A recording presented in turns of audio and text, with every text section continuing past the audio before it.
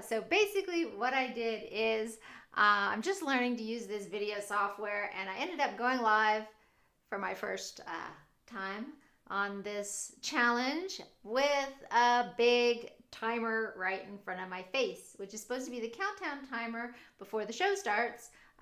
Which, when I figure out how to use it properly, it should be a lot of fun. But unfortunately, yeah, I forgot to switch to main camera. So you guys might see a lot of goofs like this as I am trying to learn this. Learning software, learning streaming. So hopefully this is actually going out this time. And, like, remember what I said about confidence? You just got to keep trying and keep doing it. And, you're going to make mistakes and you're going to figure it out on the way. And so that's what I'm doing. This is my journey. So I did go live at 10 o'clock, but it's all kind of messed up. And if you have the patience to watch it with a big countdown timer over my face, go for it. I'm going to leave it up. It's just, yeah. Actually, I talk about a lot of really interesting things that are happening because today is a very special day. And so I'm going to mention it briefly again because I don't want you to miss it just because you don't want to see the big countdown timer going in front of my face. But this is starting a challenge, 365 days, where I'm going to go live. I'm going to try different types of content, see what I enjoy talking about, see what you want to listen to, what you're interested in. There is so much that I can talk about, so much that I can teach. For those of you who don't know me, my name is Faith Jones, and I am a corporate attorney. I am author. I basically fascinated by many, many, many subjects, and I study and learn about everything from health to astrology to, whatever. If it's interesting, I will study it and figure it out and learn it. And then I love to teach about it and explain it to other people.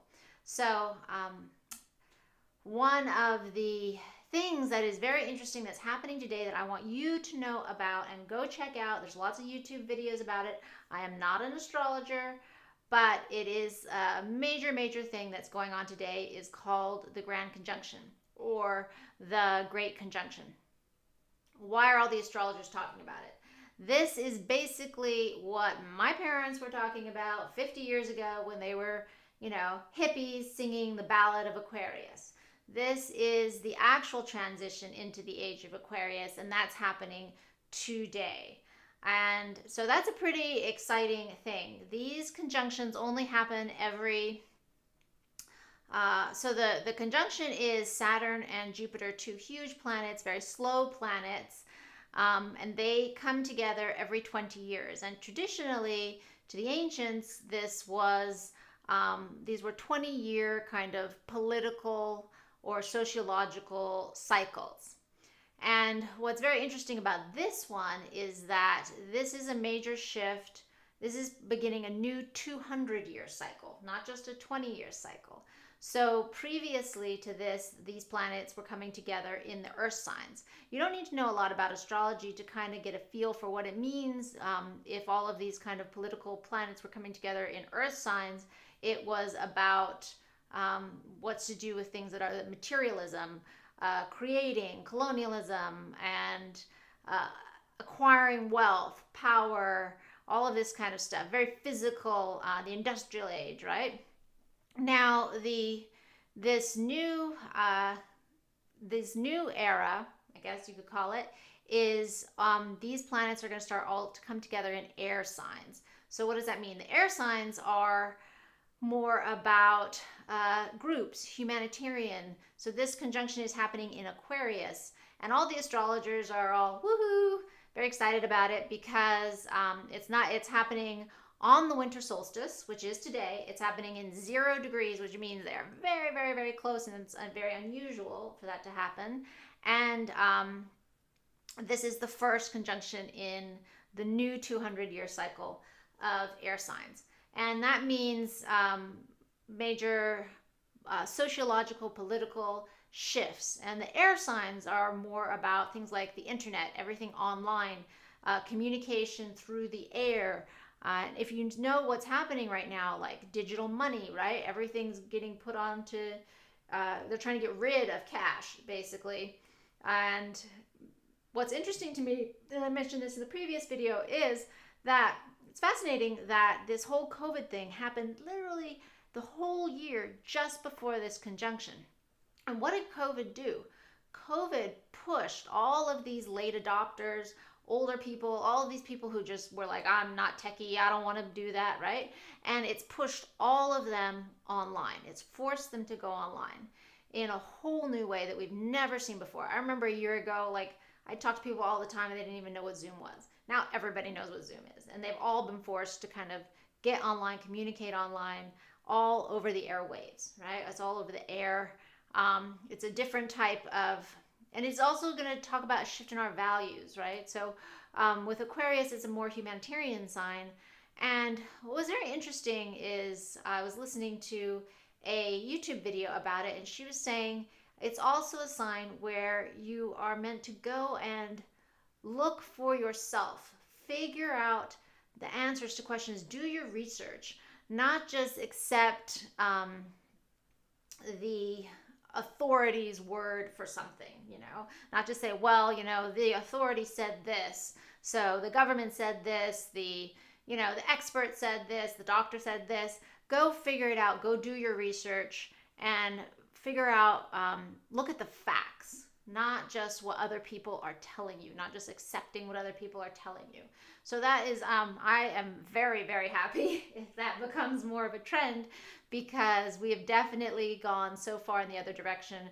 And I think it's gone to the point now where people are just so fed up with what they hear on the news, what they hear in the media.